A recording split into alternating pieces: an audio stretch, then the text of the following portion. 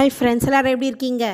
இது வரைக்கும் இந்த ட்ராமாவில் நாம் என்ன பார்த்துருந்தோம் அப்படின்னா, தாத்தா வந்து ஹீரோயினுக்காண்டி குணாவோட கம்பெனியே வேண்டாம் அப்படின்னு சொல்லிட்டாரு. குணாவும் ஹீரோயினுக்காண்டி தாத்தாவோட கம்பெனியே வேண்டான்னு சொல்லிட்டு வேறு ஆள் கூட டைப் பண்ணிக்கிட்டான்.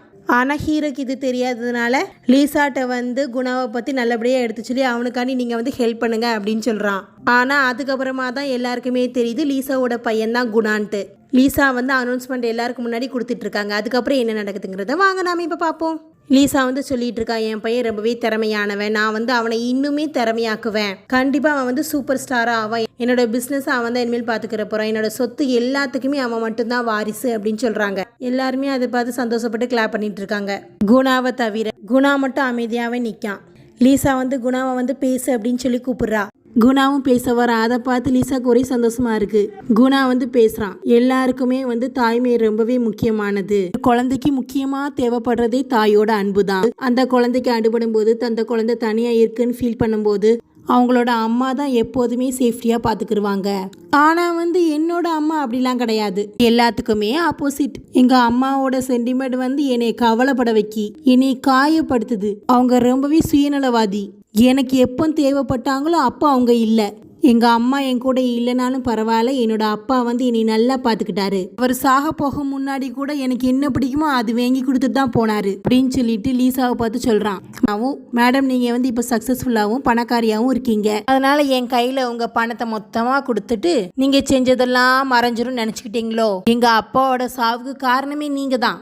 என்கிட்ட இருந்து நீங்க எதையுமே எதிர்பார்க்காதீங்க. அவங்கள எப்போதுமே என்னோட அம்மாவை ஏத்துக்கிறவே மாட்டேன். நீங்க நரகத்துக்கு தான் போறீங்க அப்படின்னு சொல்லிட்டு போயிடுறான். ஆனா வந்து குணா பேச பேச லீசாக்கு வந்து ஒரு மாதிரி ஆகி லாஸ்ட்ல மயக்கம் போட்டே விழுந்துடுறாங்க. ஆனால் குணா கண்டுக்கிறாம பெசாட்டு ஹீரோயின் கையை பிடிச்சி இழுத்துட்டு போயிட்டே இருக்கான். ரிப்போர்ட்டர்ஸ் எல்லாரும் வந்து லீசாவை சுற்றி ஃபோட்டோ எடுக்காங்க. ஹீரோ வந்து ஹீரோயின் கையை பிடிச்சி குணா இழுத்துட்டு போகிறதையும் பார்த்துட்டு இருக்கான்.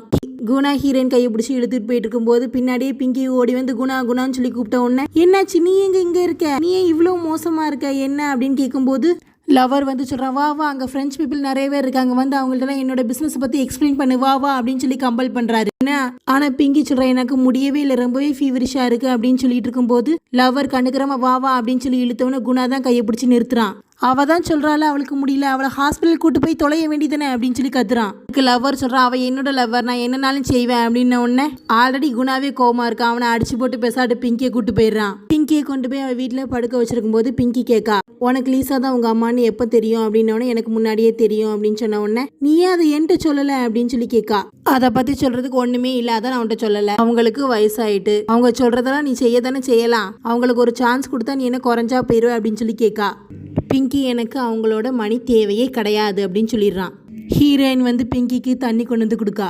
பிங்கி தான் சொல்றா, அவங்களோட பார்வைக்கு நீலாம் ஒரு எறும்பு மாதிரி தான், அவ்வளோ பெரிய பணக்காரங்க, அவங்க உன் மேல ரிவெஞ்ச் எடுத்தா நீ என்ன ஆவ, அவங்களாலதான் நீ வந்து முன்னேறி இருக்க அப்படின்னு நான் நினைக்கேன், அதுதானே உண்மை அப்படின்னு சொல்லி ஹீரோயினை பார்த்தும் கேட்கா. ஹீரோயின் சொல்றதுக்கு முன்னாடி குணா சொல்றான், அவ உன்னை மாரி நினைச்சுக்கிட்டியோ, அவ உன்னை விட வித்தியாசமானவா அப்படின்னு சொல்கிறத கேட்ட ஹீரோயின், அப்படி கிடையாது, நான் வந்து பிங்கிக்கு தான் சப்போர்ட் பண்ணுவேன், இதில் அப்பாவோட இறப்புக்கு காரணம் உங்கள் அம்மா அப்படின்னு சொல்லி நீ வந்து குற்றம் சுமத்தலாம், ஆனால் அவங்களே அவங்க தவற உணர்ந்துட்டாங்க, நீ வந்து அவங்கள மன்னிக்கலனாலும் சரி எல்லாரும் முன்னாடியே அவமானப்படுத்திருக்க கூடாது அப்படின்னு சொன்ன உடனே நீயுமா அப்படின்னு சொல்லி கேட்கான். உடனே ஹீரோயின் வந்து லீசா கொடுத்துருப்பாங்க தெரியுமா ஒரு வளையல், பரம்பரை வளையல திரும்பியும் வந்து குணாட்டே கொடுத்துறாங்க, இது எனக்கு வேண்டாம் அப்படின்னு சொல்லி. ஆனால் குணா வேண்டாம் நீயே வச்சுக்கோ அப்படின்னு சொல்லும்போது பிங்கி கொண்டாங்க, நான் பக்கன்னு சொல்லி பார்த்துட்டு சூப்பராக இருக்குப்பா அப்படின்னு சொல்லிட்டு இருக்கா. திரும்பி ஹீரோயின் கொடுத்தோன்னா ஹீரோயின் வந்து குணாட்ட கொடுக்க, குணா வாங்கவே மாட்டேங்க.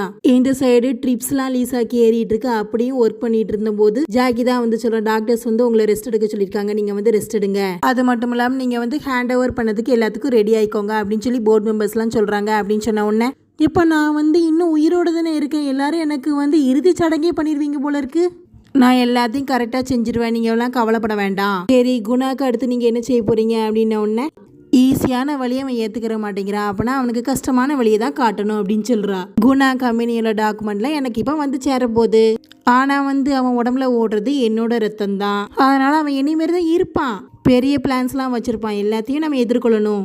அவன் ஃபஸ்ட்டே வந்து என்னையே மாரி பிஸ்னஸ் மைண்டாக தான் இருந்தான், இப்போ வந்து அவனோட ஃபீல்ட்லேயே அவன் பெஸ்ட்டாக தான் இருக்கான், அவன் வந்து அட்வர்டைஸிங்கும் சூப்பராகவே எடுக்கான், அவனுக்கு நிறைய நாலேஜ் இருக்குது, ஆனால் வந்து அவன் என்கிட்ட வரணும் அப்படின்னா காசு தான். ஃபர்ஸ்ட் அவன் கம்பெனியை வந்து சீண்டி பார்க்கணும், அவனையும் சீண்டி பார்க்கணும், வேற வழியே இல்லாம அவன் லாஸ்ட்ல என்கிட்ட வந்துதான் ஆகணும் அப்படின்னு சொல்றா. கண்டிப்பா நம்ம அப்படிதான் செய்யணுமா அப்படின்னு சொல்லி கேட்கான் ஜாக்கி. அவனோட எல்லை என்னன்னு சொல்லி பார்த்துருவோமே அப்படின்னு சொல்றா லீசா. அப்ப பார்த்து தாத்தா, ஹீரோ, ஜீச்சான், ஜென்னட் எல்லாருமே லீசாவை பார்க்க வந்திருக்காங்க. என்னாச்சு, எப்படி இருக்கேன் அப்படின்னா நான் நல்லா தான் இருக்கேன் அப்படின்னு சொல்லிடுறாங்க.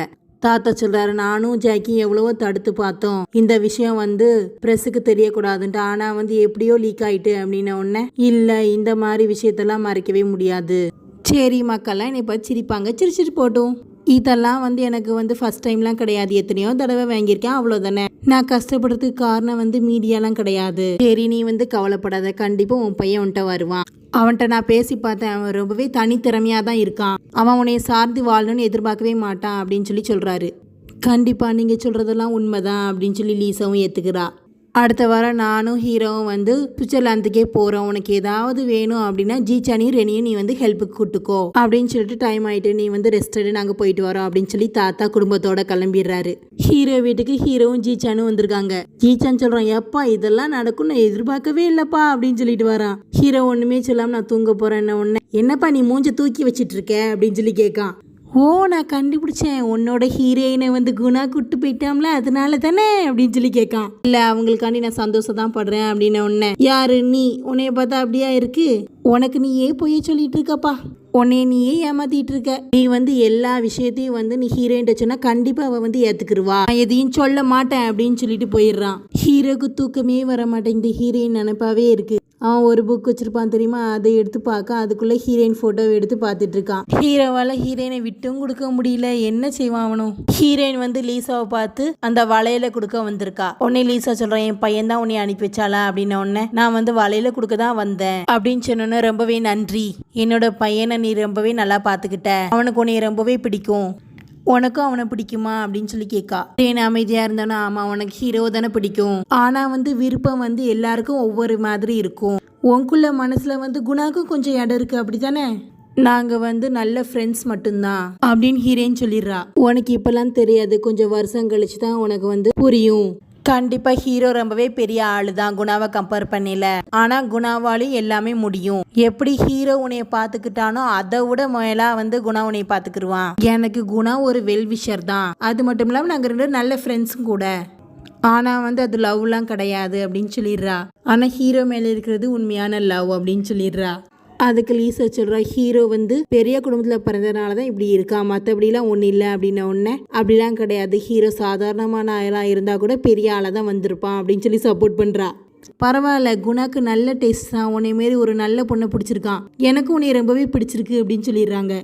கண்டிப்பாக இன்னும் கொஞ்ச நாள் நீ வந்து குணாவோட ட்ராவல் பண்ணால் கண்டிப்பாக உனக்கு அவனை ரொம்பவே பிடிக்கும், நீ வந்து அவனையும் லவ் பண்ணுவ பாரு அப்படின்னு சொல்கிறா. காதல் வந்து இதயத்துலேருந்து வரல அப்படின்னா அது வந்து காதல் இல்லை, அது யாருக்குமே தேவையில்லை, கண்டிப்பாக குணாக்கும் அது தேவையே படாது அப்படின்னு சொல்லிடுறா. அம்மா, நான் சொன்னதுதான் தப்பு, என்னோட சின்ன வயசில் வந்து நான் வந்து எல்லா ஆப்பர்ச்சுனிட்டிஸுமே வந்து யூஸ் பண்ணிக்கிட்டேன், ஆனால் என்னோட பையன் கூட டைம் மட்டும் ஸ்பெண்ட் பண்ணாமல் விட்டுட்டேன் அப்படின்னு சொன்னோன்னே ஹீரோயின் சொல்ல, நான் வேணா உங்களுக்காண்டி குணாட்ட பேசட்டா அப்படின்னோடனே, இல்லை வேண்டாம் வேண்டாம், நான் அதுக்கு வேற வழி வச்சிருக்கேன் அப்படின்னு சொல்றா. ஜீச்சான் வந்து ரெனி மூலமா ஹீரோயின்ட்ட பேசணும்னு சொல்லிட்டு பேசுறாங்க. ரெனி வந்து கேட்கா, உனக்கு வந்து பூனைலாம் பிடிக்குமா அப்படின்னா, ஹீரோயினா ஆமா பிடிக்கும் அப்படின்னு சொல்றா. ஹீரோ ஒரு பூனை வளர்த்துட்டு இருந்தான், அவன் இப்போ திரும்பி அங்கே போறதுனால அந்த பூனையை வந்து எல்லாருமே வேண்டான்னு சொல்றாங்க, ஏன்னா அந்த பூனை ரொம்பவே வந்து ஹார்ஷா பிஹேவ் பண்ணிட்டு இருக்கு, எல்லாருக்குமே பிடிக்கல, அது வந்து எல்லா டிராயிங்ஸுமே கிழிச்சு விட்டுருது, அதை வந்து நீ வச்சுக்கிருவியா அப்படின்னு கேட்ட உடனே, நான் வச்சுக்கிறேன், ஆனால் ஹீரோ ஒத்துக்குருவானா அப்படின்னு சொல்லி கேட்கா. கண்டிப்பா கண்டிப்பா அப்படின்னு சொல்லி ஜீச்சான் கையாசவன ரெனின்னு சொல்றான். அப்பனா சரி, நீங்க வந்து தந்துருங்க அப்படின்னு சொல்லிடுறா. நாளைக்கு உனக்கு தானாவே வந்துடும் அப்படின்னு அவனும் சொல்லிடுறான். ஹீரோயினு சரின்னு சொல்லிடுறா. ஃபோன் பேசி முடிச்சுட்டு ரெனி வந்து ஜீச்சானை பற்றி கேட்கான், கண்டிப்பாக மியா வந்து ஒர்க் அவுட் ஆகுமா அப்படின்ன உடனே, கண்டிப்பாக ஆகும், ஆனால் வந்து மியாவை கொண்டு எப்படி அவள்கிட்ட சேர்க்க போறனோ அப்படின்னு சொல்லி ரெனியும் கவலைப்பட்டு இருக்கான். கண்டிப்பாக அந்த 2 லவ் பேர்ட்ஸான ஹீரோவையும் ஹீரோயினையும் நம்ம சேர்த்து வச்சே தீரணும், அவங்க 2 பேருக்கு பிடிச்சிருக்கு, ஆனால் வந்து ஒத்துக்கிறதா மாட்டேங்கிறாங்க, அதனால நான் வந்து சேர்த்து வைக்கலான்னு முடிவு பண்ணிட்டேன் அப்படின்னு ஒன்று. உன்னை பார்த்தா சேர்த்து வைக்கிற மாரி தெரியல, அவங்க 2 பேரும் கொல்ற மாரிலாம் இருக்கு அப்படின்னு சொல்றான். என்னது, நான் அவங்கள கொல்றேனா அப்படின்னு இவனும் கேட்கான்.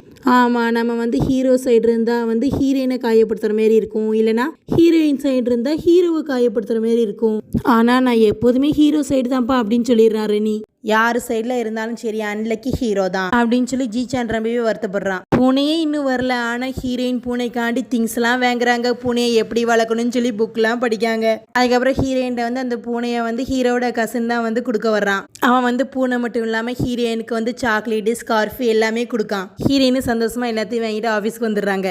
எல்லாத்தையும் பார்த்து ரசிச்சுட்டு இருக்கும்போது குணா வந்துடுறான். ஹீரோயினி என்னாச்சு அப்படின்னு கேட்கும்போது, நம்ம கம்பெனி ஹையர் அஃபீஷியல்ஸ் போர்டு மெம்பர்ஸ்லாம் இருக்காங்களே, என்னைய வந்து வேலையை விட்டு தூக்க முடிவு பண்ணிட்டாங்க. ஹீரோயினி என்னாச்சு அப்படின்னு கேட்காங்க. என்னன்னு எனக்கே தெரில, வேற பிரான்ச் இருக்குல்ல அந்த சைடு, அது என்னோட தானே, அங்கே வந்து அனுப்பி வைக்காங்க. இனிமேல் நான் இங்கே வரமாட்டேன், என்னோட பிளேஸ்க்கு வேறு யாரோ தான் வரப்போகிறாங்க அப்படின்னு சொல்கிறான். அப்போனா சரி, நானும் வந்து ரிசைன் பண்ணிட்டு உன் கூடயே வந்துடுறேன் அப்படின்னு சொல்லி ஹீரோயின் சொல்கிறா. நீலாம் அப்படி செய்ய வேண்டாம்ப்பா அப்படின்னு குணாவும் சொல்கிறான். ஏன்னா நீ வந்து இப்போ வாங்கிட்டு இருக்க சம்பளம் மாரி என்னால் வந்து உனக்கு கொடுக்க முடியாது அப்படின்னு சொன்ன உடனே, இல்லை எனக்கு வந்து கம்மியான சம்பளமே போதும் அப்படின்னு சொல்லிடுறா.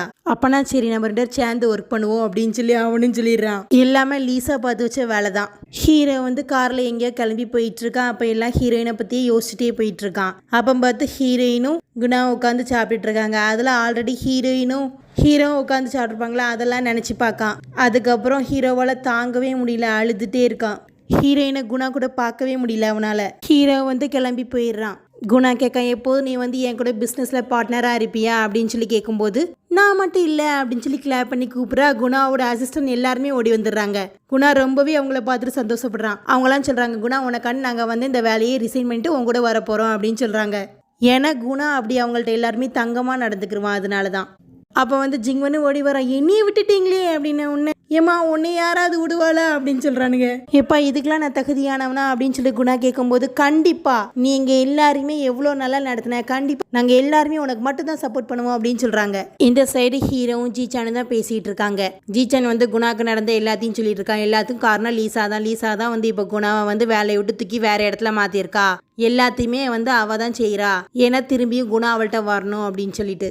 உண்மையிலே குணா வந்து லீசாவோட பையன் தானே அப்படின்னு சொல்லி ஹீரோ கேட்கான். ஆமாம், இப்போ வந்து அவனும் உன்னை மாரி வேலை இல்லாமல் தான் இருக்கான் அப்படின்ன உடனே, என்னது அவனும் சும்மா இருக்கானா அப்படின்னா, இல்லை அவன் புதுசாக ஒரு கம்பெனி எல்லாரையும் சேர்த்துட்டு தொடங்க போகிறதா கேள்விப்பட்டேன் அப்படின்னு சொல்கிறான். அப்போனா அவங்களுக்கு வந்து இன்வெஸ்டர் தேவைப்படுறாங்களோ அப்படின்னு சொல்லி ஹீரோ கேட்ட உடனே, என்னது நீ கேட்குறதே தப்பாக இருக்கே, நான் அவனுக்கு ஹெல்ப் பண்ண மாட்டேனே அப்படின்னு சொல்லிடுறான். தாத்தா உனக்கு ஆல்ரெடி ஃப்ளைட் டிக்கெட் போட்டாங்க தெரியும் தானே அப்படின்னா, தெரியும். இந்த சைடு குணாவும் ஜாக்கியும் தான் பேசிகிட்டு இருக்காங்க.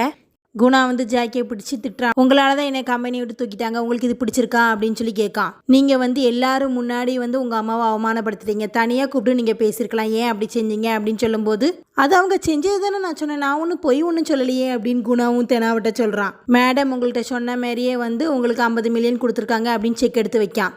சரி எப்படியே நீ வேலையை விட்டு தூக்கி அவங்க ஜெயிச்சிட்டாங்களே அப்படின்னு சொல்லி கேட்கும்போது, இல்லை மேடத்துக்கு உங்களை ரொம்பவே பிடிக்கும், என்னை பிடிச்சிருந்தா ஏன்ப்பா என்னையும் எங்கள் அப்பாவையும் விட்டுட்டு போகணும், இப்போ உங்கள் அம்மா முடியாமல் ஹாஸ்பிட்டலில் இருக்காங்க அப்படின்னு சொன்ன உடனே, சும்மா எல்லாரும் முன்னாடி நடிச்சுட்டு அலைவாங்க, எனக்கு தெரியாதா, நல்லா தான் இருப்பாங்க அப்படின்னு சொன்ன உடனே ஜாக்கி சொல்கிறான், இல்லை இதுதான் மெடிக்கல் ரிப்போர்ட், உங்கள் அம்மாவுக்கு வந்து லிவர் கேன்சர் இருக்குது அப்படின்னு சொல்லி கொடுக்கான்.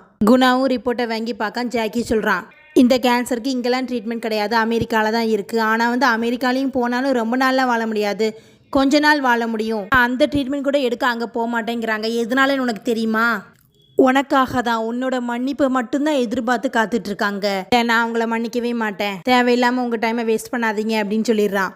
உடனே ஜாக்கி எஞ்சி கத்த ஆரம்பிச்சிடான், நீ ரொம்பவே ஓவரா பண்ணிட்டு இருக்க அப்படின்னு சொல்லிட்டு இருக்கான்.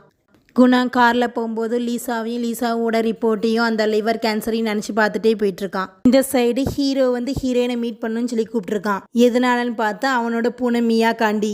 ஹீரோயின்ட்ட கேட்க, என்னோட பூனை மியாவை வந்து நீ பார்த்துக்கிட்டதுக்கு ரொம்பவே நன்றி, இப்போ என்கிட்டயே தா, எனக்கு வேணும் அப்படின்னு சொல்கிறான். இல்லை என்னோட பூனையாக ஆயிட்டுப்பா, நாளாக உனக்கு தரவே மாட்டேன் அப்படின்னு சொல்லி ஹீரோன்னு சொல்லிடுறா.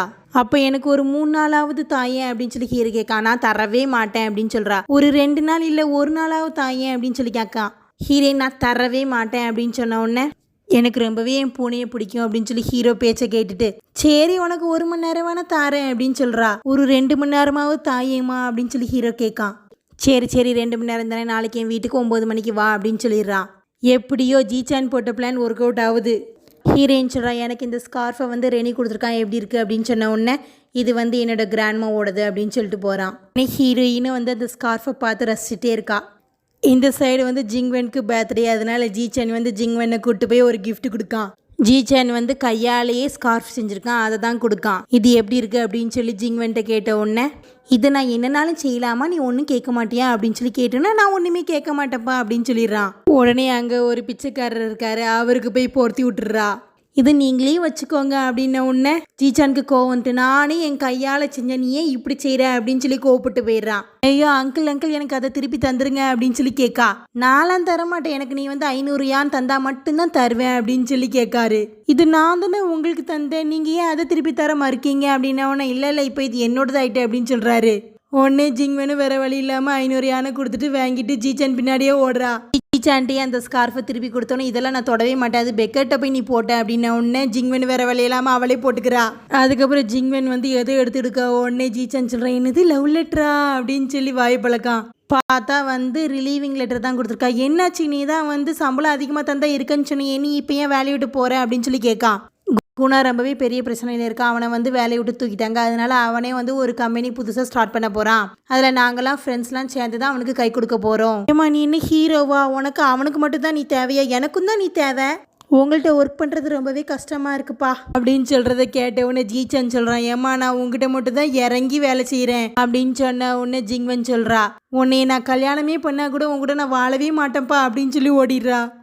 உடனடியாக ஜீச்சான் வந்து குணாக்கு ஃபோன் பண்ணி, நீ வந்து ஃப்ரீயாக இருந்தால் நீ வந்து பாரு அப்படின்னு சொல்லி கூப்பிட்றான். மெல்ல மெல்ல ஆரம்பிக்கான். என்னாச்சு, இப்போ நீ வேலை செஞ்சுருந்த கம்பெனிலேருந்து வேலையை விட்டு நீ போயிட்டியோ அப்படின்னோன்னா, ஆமாம் நான் வந்து புதுசாக ஒரு கம்பெனி தொடங்குறேன் அப்படின்னு சொல்கிறான். அப்போனா நீ ஏன் ஜிஎம்எஃப் கம்பெனியோட டைப் வச்சுக்கிற கூடாது, 5 வருஷம் கான்ட்ராக்ட் உனக்காண்டி கொடுக்கேன், சேர்மன் ஒத்துக்குருவாரா அப்படின்ன உடனே, ஓ நீ என் தாத்தாவை பற்றி கேட்கியா, அவர் வந்து இங்கெல்லாம் ரொம்ப நேரம் இருக்க மாட்டார், அவர் பாட்டில் சுவிட்சர்லாந்தை பார்த்து போயிடுவார், மீதியில் நான் தான்ப்பா, நீ வந்து என் தாத்தா செஞ்சதுக்கு என் மேலே வந்து குற்றம்லாம் சுமத்தக்கூடாது பார்த்துக்கோ அப்படின்னு சொல்லி பேசிகிட்டு இருக்கான். எல்லாம் ஜிங்வன் காண்டி தான். இதுக்கடுத்து என்ன நடக்குதுங்கிறத நாம் அடுத்த வீடியோவில் பார்ப்போம். இந்த வீடியோ உங்களுக்கு பிடிச்சிருந்துச்சுன்னா மறக்காமல் நம்ம ஆர்ஆர் ட்ராமாஸ் சேனலை லைக் பண்ணுங்கள், ஷேர் பண்ணுங்கள், சப்ஸ்கிரைப் பண்ணுங்கள், மறக்காமல் கமெண்ட் பண்ணுங்கள். தேங்க்யூ.